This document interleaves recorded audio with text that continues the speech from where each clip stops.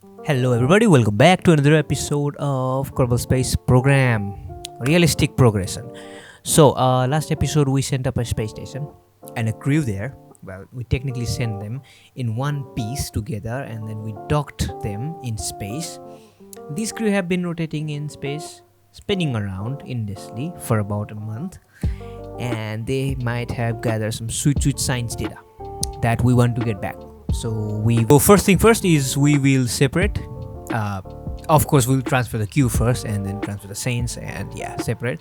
And then we will plot a course that will bring us down on the ocean, right? Preferably somewhere on the day side.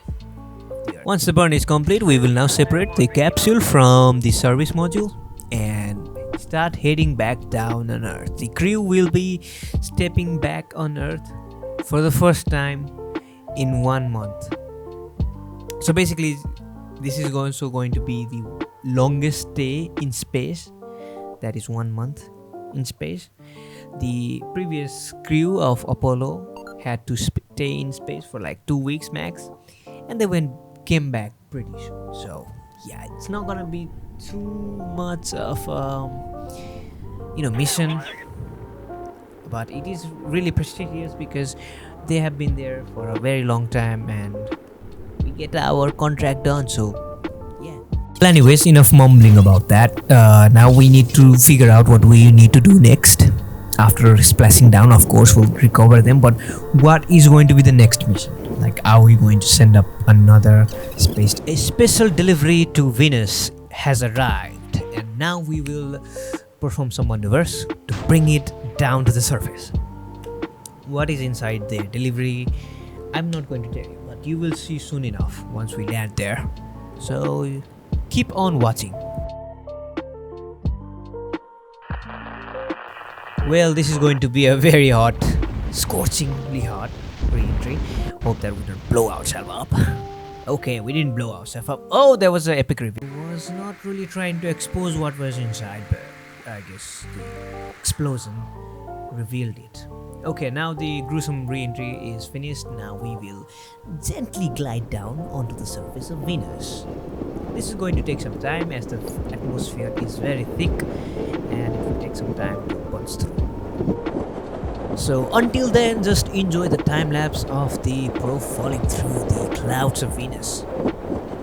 And there we go, we just fell through the clouds and we can see the surface. We've been starting to see the surface and it's very dead, very dry. I wonder if there is life down here, if it is even possible. The surface seems to be cracked. No any signs of water or any life forms here, which is sort of expected. And the parachutes failed. The parachutes failed, and there was okay, so interestingly, the atmosphere was very thick and it allowed to sort of glide down on the surface. And we tried to drive the rover around, but the rover was just too heavy to drive around, and we just ended up getting a little bit of science around the landing spot, and that's very good. That was not a very good mission.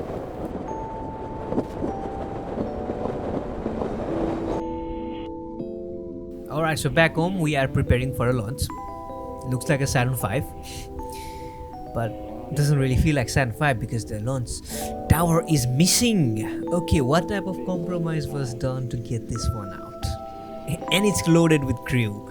Of course, it has to be some kind of experimental craft that is going to achieve something amazing. Okay, the gimbal seems to be fine.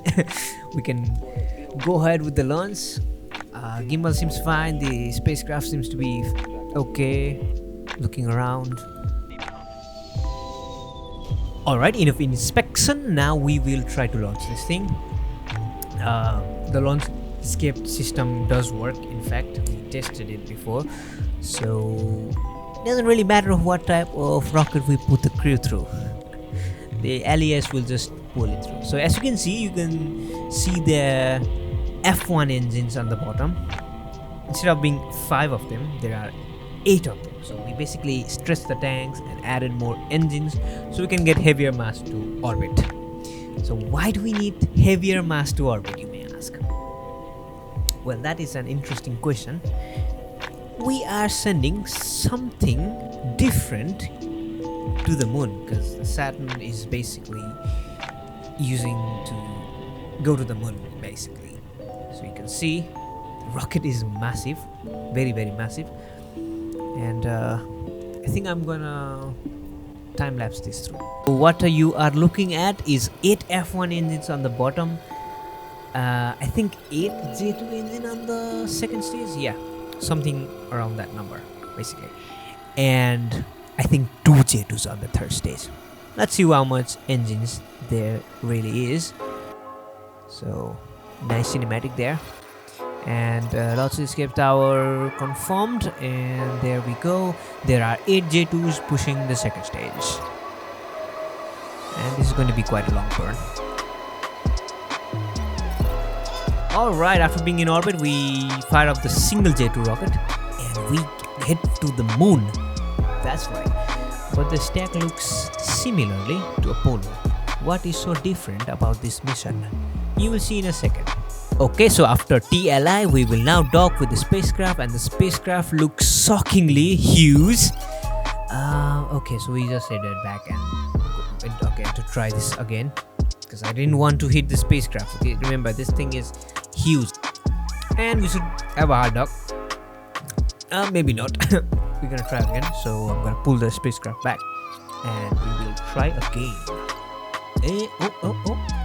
Oh yeah, there we go. Go for docking. By the way, the footage is sped up like 10 times real speed.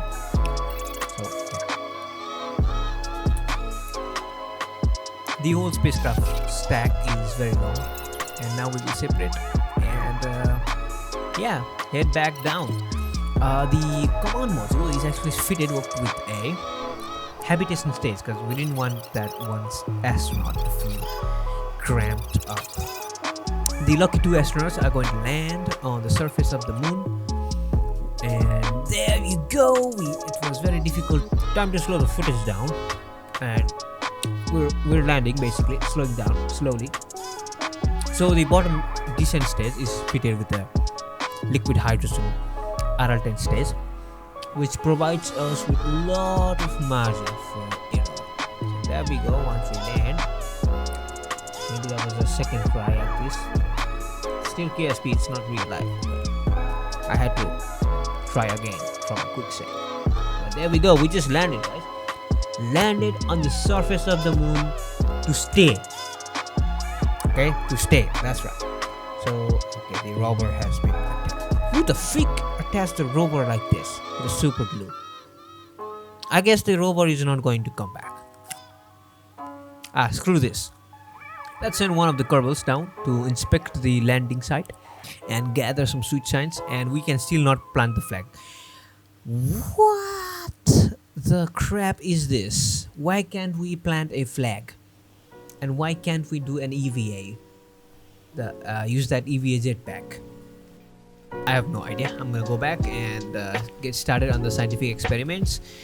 But the spacecraft was built very badly. The design was very badly. It was not allowing me to get inside.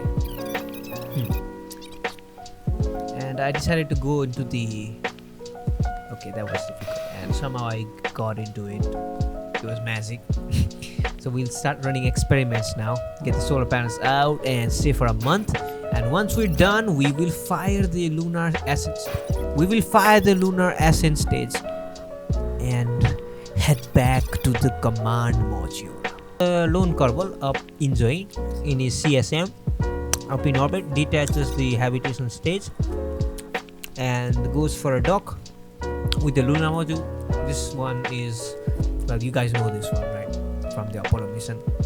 So yeah, normal drill, except that the fact that it has solar panels now to extend the lifespan, and we will burn for a way back home basically.